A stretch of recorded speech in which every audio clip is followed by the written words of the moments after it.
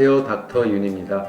항암제 중에서도 복합제제에 대한 이야기를 하고 있습니다. 단 한 가지 항암제를 몸에 투여하는 거 말고 여러 가지를 섞어서 썼을 때 특히 그 중에서 자주 사용하는 조합에 대한 이야기를 하고 있고, 지난 시간 폴피리녹스에 이어 오늘은 폴피리에 대한 이야기를 나눠보도록 하겠습니다.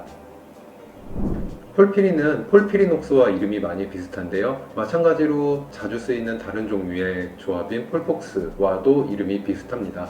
몇 가지 약들 중에 몇 가지를 조합을 해서 사용을 하기 때문에 이름도 그 약들의 앞글자나 뒷글자를 따서 지어서 비슷비슷하게 나오게 됩니다. 폴피리녹스의 경우에는 지난번에 이야기 드린 대로 5FU랑 이리노테칸 그리고 옥살리플라틴 세 가지가 중심 약제가 되고요. 폴피리 같은 경우에는 여기서 옥살리플라틴을 뺀 나머지 두 가지 약제가 주요된 약제가 되겠습니다. 이 폴피리 같은 경우에는 주로 대장암에 많이 쓰이고요.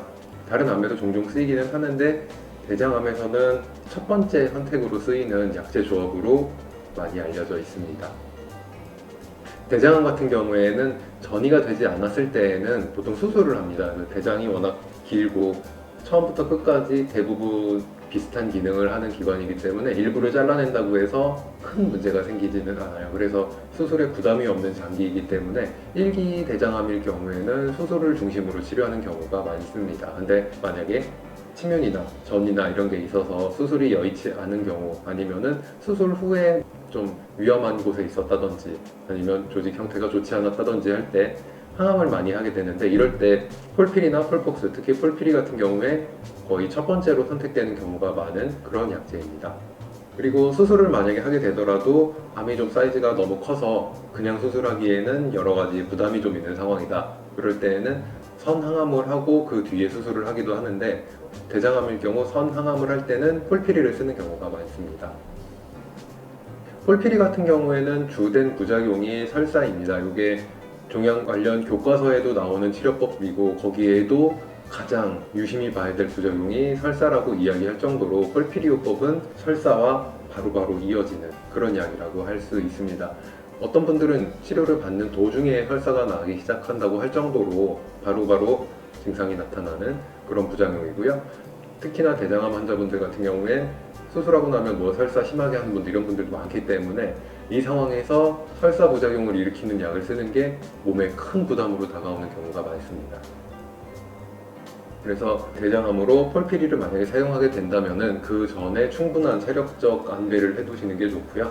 생명에 위협을 하는 종류의 부작용이 많지 않기 때문에 병원에서 할만할 겁니다 내지는 그렇게 큰 부작용은 없을 겁니다, 이런 식으로 이야기하는 경우도 종종 있습니다. 그래서 다니던 직장을 다닌다든지 뭐 하던 일을 한다든지 이렇게 생각을 하시는 분들도 계시는데, 다른 독한 약들에 비해서는 할만한 항암 종류에 속하기는 하지만 일을 하면서 맞을 정도가 되는 그런 종류의 항암제는 아닙니다. 특히나 폴피리 경우 설사 때문에 이게 항상 푹 쉴 수 있고 화장실이 가까이 있는 그런 환경에서 이 항암을 하시는 게 좋습니다. 기본적으로 폴피리 하시는 분들은 설사를 한다는 이야기를 안 해도 지사제 같은 게 처방약에 따라오는 경우가 많습니다. 그냥 증상 소소하지 않아도 의사 선생님들이 그냥 주는 거죠. 문제는 그 지사제를 먹어도 심한 분들은 설사를 많이 한다는 거고, 그럴 때 당연히 자극이 덜한 음식들을 섭취를 해주시는 것도 도움이 많이 되고요.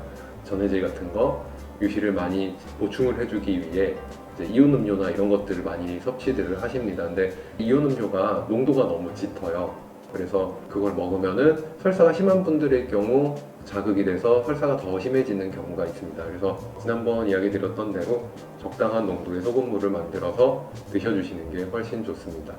그 영상 보시고 질문 주신 분 중에 한 분이, 아니 그러면은 이온 음료 정도 진한 거 먹는 게 설사하는 거랑 무슨 상관이 있냐, 이게 뭐 장에 큰 자극을 주는 거냐, 이렇게 물어보시는데요.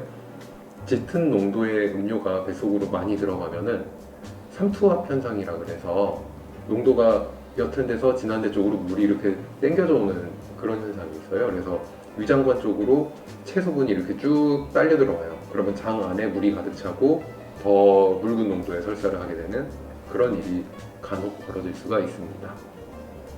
그리고 설사보다는 덜 빈번하지만 이제 아무래도 폴피리 같은 경우에 혈구에 좀 영향을 주고 혈소판에도 영향을 주는 그런 약제이기 때문에 특히 혈소판 많이 떨어지는 분들 계세요. 그런 분들일 경우 코피가 난다든지 아니면은 다른 출혈 쪽 문제가 있을 때 잘 먹지 않는다든지 이런 경우가 많이 있습니다.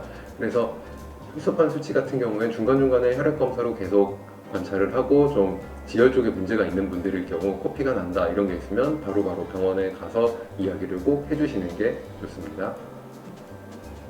그리고 탈모가 동반되는 분들도 계신데요. 순식간에 훌러덩 다 빠지는 정도는 아닌데 서서히 탈모가 쭉 진행이 되고 치료가 다 끝난 다음에 다시 이렇게 회복하는 형태로 탈모가 나오는 분들도 계십니다. 근데 이 탈모의 경우 보통 항암하는 동안 다 빠지고 지나면 원래대로 딱 복귀하는 분들도 계시는데 중간에 복귀가 잘 안 되고 한참 시간이 지났을 때 그래도 항암 전에 비해는 많이 듬성듬성해요. 물론 뭐 겉보기에 큰 이상이 있을 정도는 아니지만 그렇게 이야기하는 분들도 계십니다. 그래서 항암으로 인해서 손상된 모근들이 100% 회복되지 않는 경우들도 많이 있고 회복이 생각보다는 더디기 때문에 그런 부분에 대해서 뭐 너무 걱정하거나 그러시진 않으셔도 됩니다. 네, 다음 시간에는 폴피리와 마찬가지로 대장암의 첫 번째 선택지로 많이 쓰이는 폴폭스에 관한 이야기를 나눠보도록 하겠습니다. 이번 영상이랑 같이 보시면 더 좋을 것 같습니다. 그럼 다음 시간에 돌아오도록 하겠습니다.